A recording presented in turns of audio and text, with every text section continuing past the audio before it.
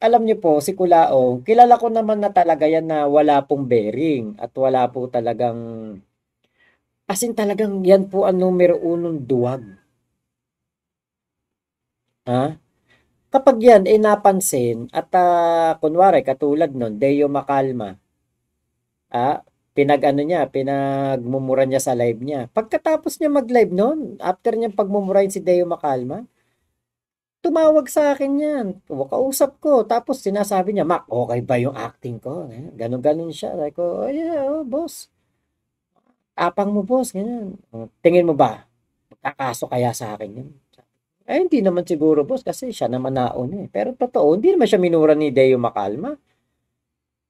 Wala namang sinabing hindi maganda si Deo Macalma sa kanya. Yun ay nagbabalita lamang ng patas at sinasabi lamang na kung ano ang talagang estado nitong si Kulaong. Noon pong time na yon, time na yon syempre, bulag na bulag ako sa paghanga sa kanya. Kaya akala ko noon, si, etong si ano, etong si Kulaong, kala ko talaga matapang. Pero takot, duwag. Nung nang uhulihin yan ni Chief Vic Lorenzo, nagtatago sa pundya ng babae. Kaya po alam ko talagang duwag yan at hindi po lalaban ng suntukan kay Boss MG yan. Ano lang niya yun, for theatrics. Ngayon, alam niyo si Kulaong dahil nga alam kong duwag, eto lang po ang kaya niyang pagsalitaan ng hindi maganda. Alam ko naman na ano yan na ganyan lang po talaga yan. Bunga nga lang ang matapang diyan. Pero pag nakaharap niyan personal yung mga taong pinagmumura niyan o kinakalaban niyan. Wala talaga as in takot, duwag. Ngayon, eto po, panoorin po ninyo to. Alam niyo sir, ang natitira sa akin, halos wala na. Yung prinsipyo at paninindigan. Hindi pala to. Eto. Sasampalin. Teka. Nako. Eto. Okay. Started making me mad. You know? It started making me mad. Hindi ako nakikisakay sa kasikatan ito, gonggong. Enjoy, bro. Ako nagbigay ng supporter dito. Ikaw punggok na unano ka pag nakita kita, bigtingin kita. Narinig niyo naman po siguro kung gaano po kasama ang bunganga nito. Ulitin natin. Okay. Started making me mad. You know? It started making me mad. Hindi ako nakikisakay sa kasikatan ito, gonggong. Enjoy, bro. Ako nagbigay ng supporter dito. Ikaw punggok na unano ka pag nakita kita, bigtingin kita.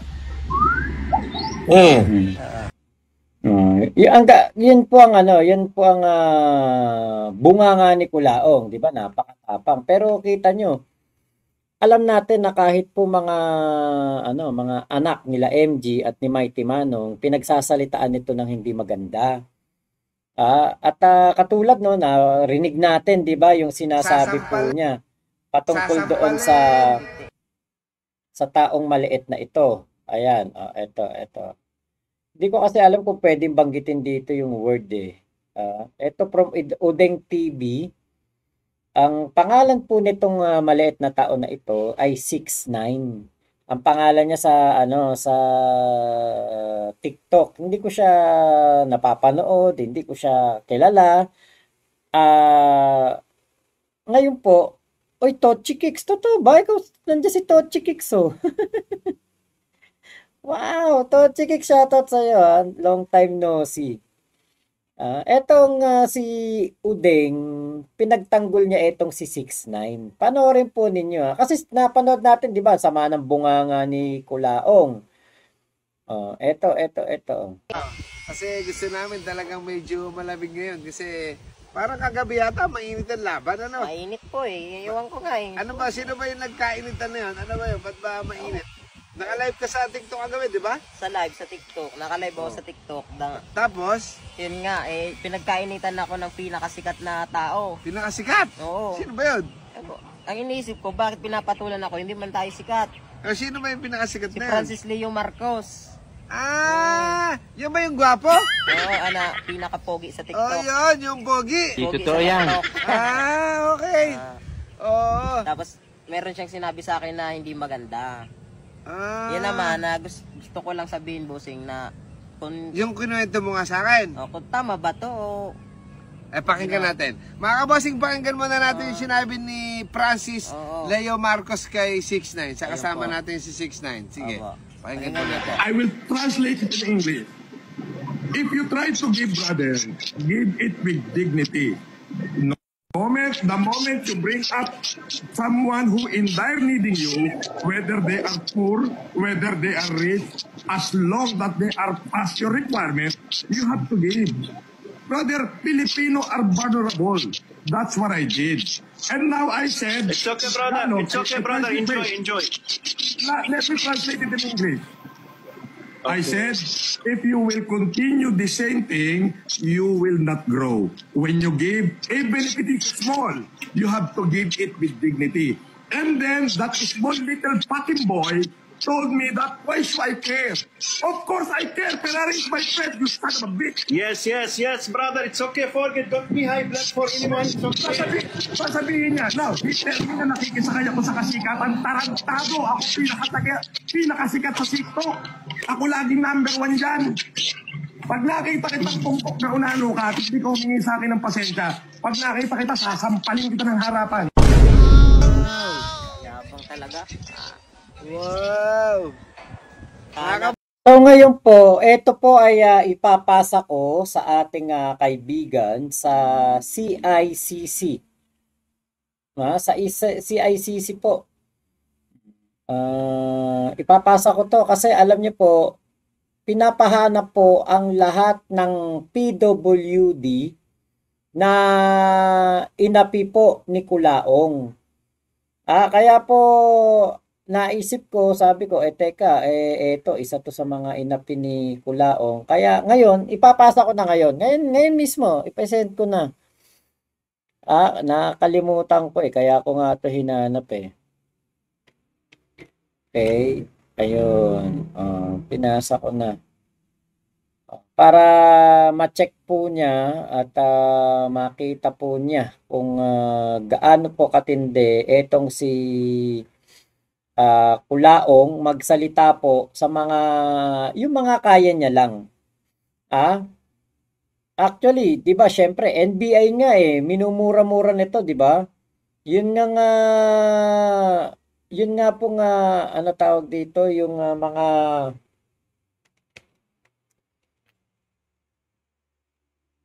ano nga po 'di ba, mga law enforcer pinagsasalitaan nito ng hindi maganda.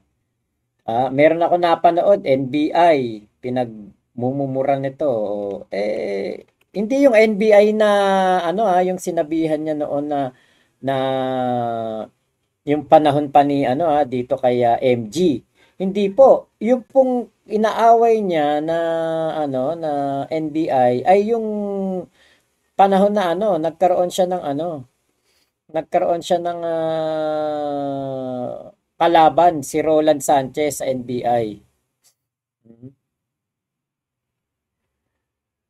Kaya po ito pong mga katulad ni Kulaong, dapat po talaga bigyan to ng leksyon. Buti na lang talaga at meron pong mga katulad nitong Udeng TV na ito na naitabi itong mga ganitong video ng pambubuska, pang-aalipusta, pananakit sa damdamin ng isang PWD. 'Di ba? Ano lang po, tapang hangin lang si Kulaong. Parang kunwari may maibuga siya, the next day bait-baitan. Para kunwari mabait. Tapos magpapabiktim. Siya pa yung biktima. Ganun po ang galawan nito si Kulaong. Bossing, nadinig naman po natin, pag daw nakita niya si 6ix9ine na punggok na onano, sasampalin daw po yung mukha niya. Sabi ni Kulaong, siya daw pinakasikat sa TikTok. Parang daw ako makapaniwala siya pinakasikat sa TikTok. Diba? Si Kulaong po ang aape. Hindi po kailanman inape si Kulaong dito sa SOCMED. Siya po ang matapang, siya ang palamura, siya ang nangmamaliit. Ngayon, kung may natatanggap siya ng mga masasakit na salita mula sa mga tao, deserve niya yun. 'Di ba?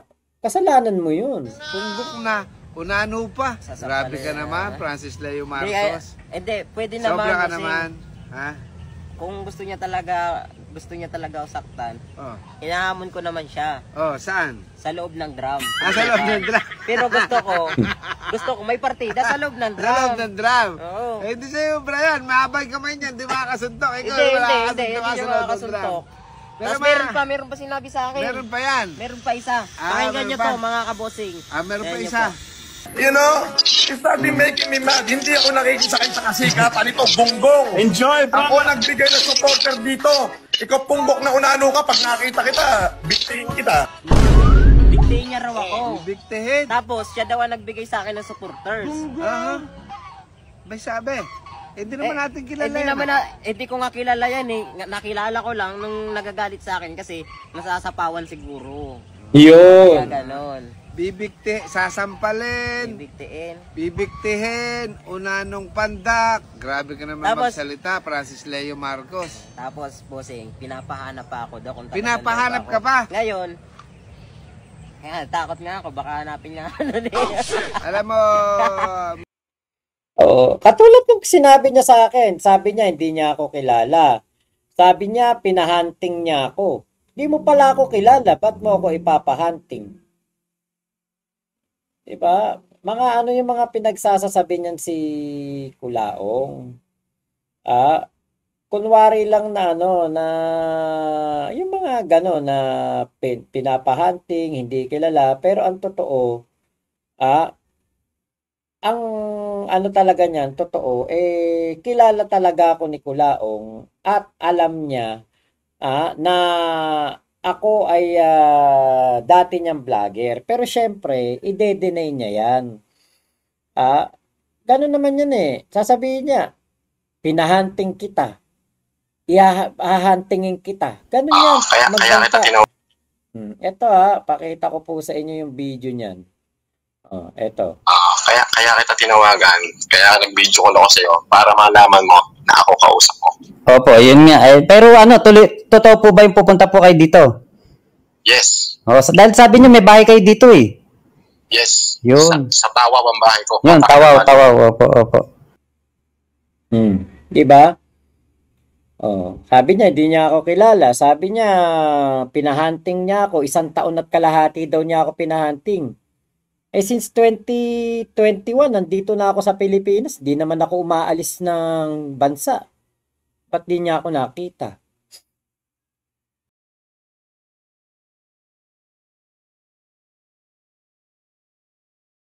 Natseng tuloy ako. Kaya po itong si Kulaong, hanggang ganyan lang yan, na mga kunwari magpapahunting, papahanap ka, alipustahin ka, mumurahin ka dito, for theatrics lang talaga. Wala pong bearing. Kumbaga, nabanggit niya lang, naibugan niya lang, pero hindi niya kayang panindigan. Mr. Francis Leo Marcos, para sabihan mo ng kung ano-ano itong si 6ix9ine, hindi ka ba nahihiya sa sarili mo? Napakalaki mong tao, sinasabi mo, big time ka. Papatulan mo tong isang di ba batang maliit lang na nilalait-lait mo. Hindi ka ba nahihiya sa sarili mo? Sasampalin mo? Diba? Francis Leo Marcos, masasabi ko lang sa'yo, kung papatol ka, dapat sa kamats mo lang.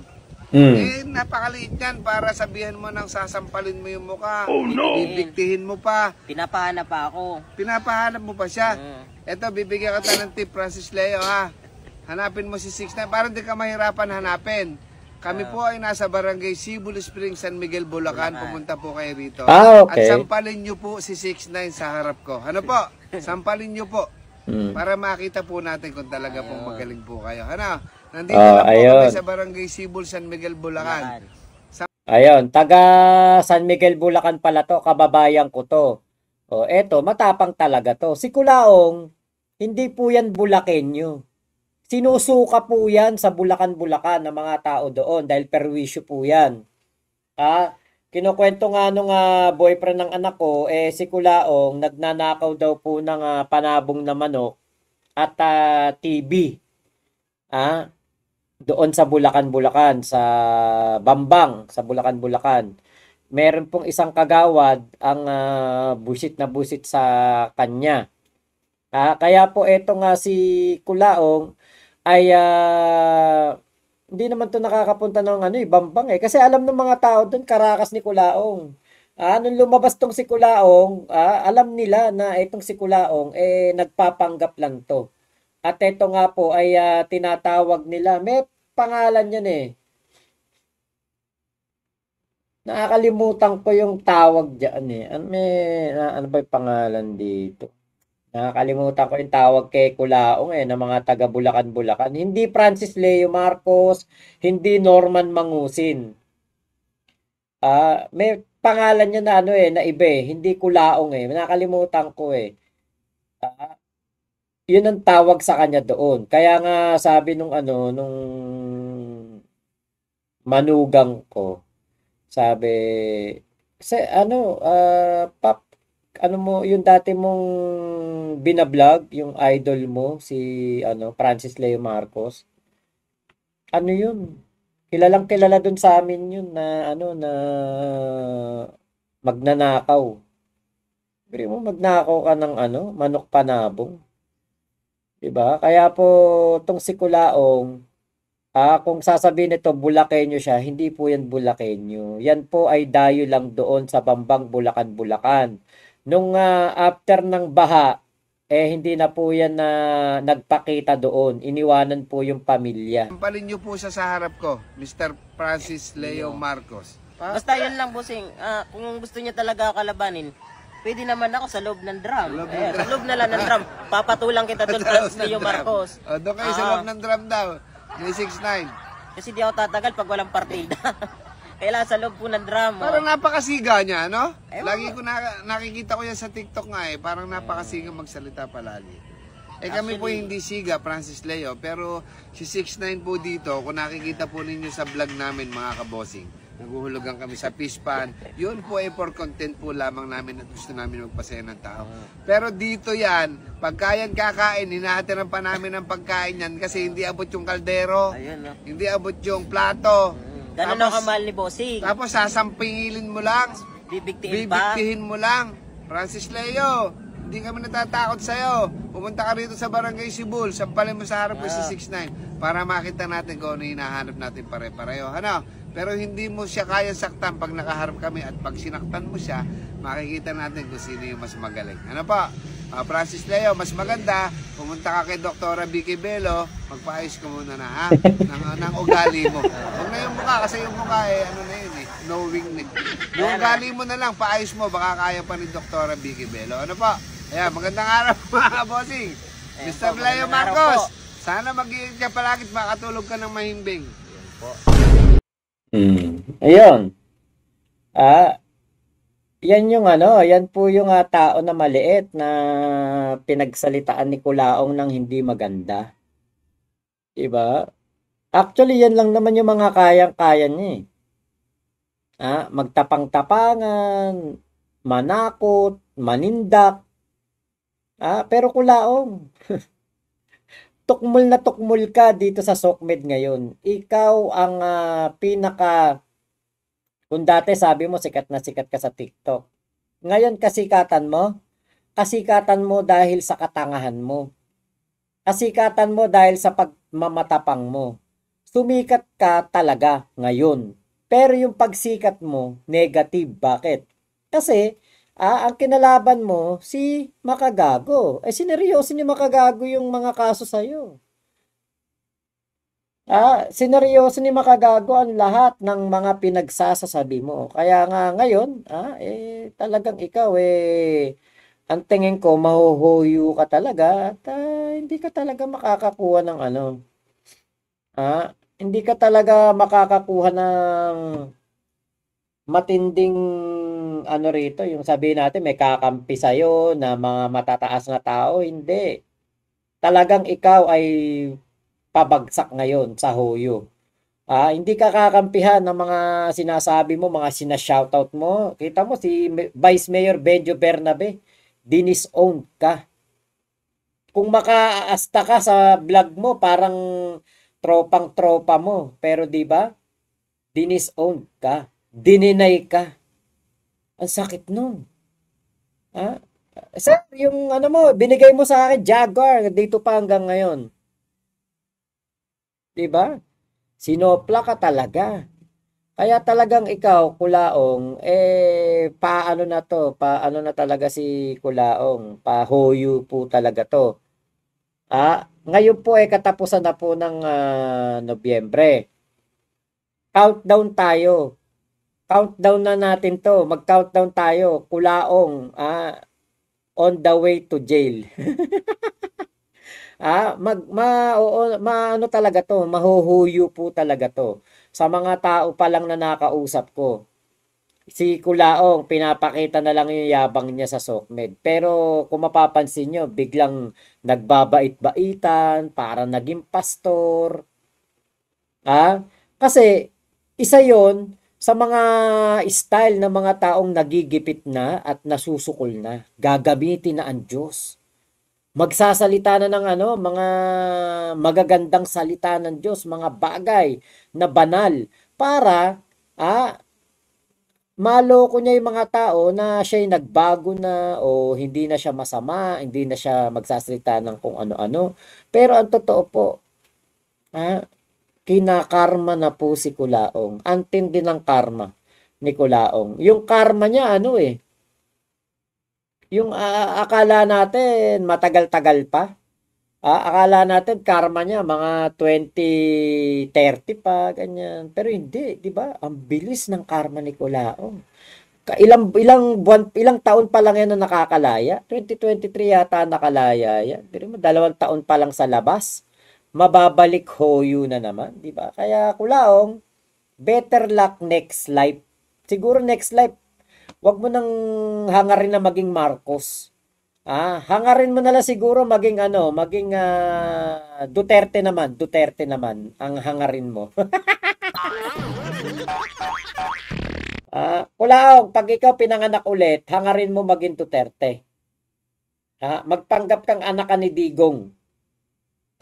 Mas okay pa kaysa sa mga Marcos, hindi talaga bagay sa iyo maging Marcos kasi ang mga Marcos malumanay magsalita, mababait. Ikaw, Kulaong, masama ugali mo Bagay kang Duterte.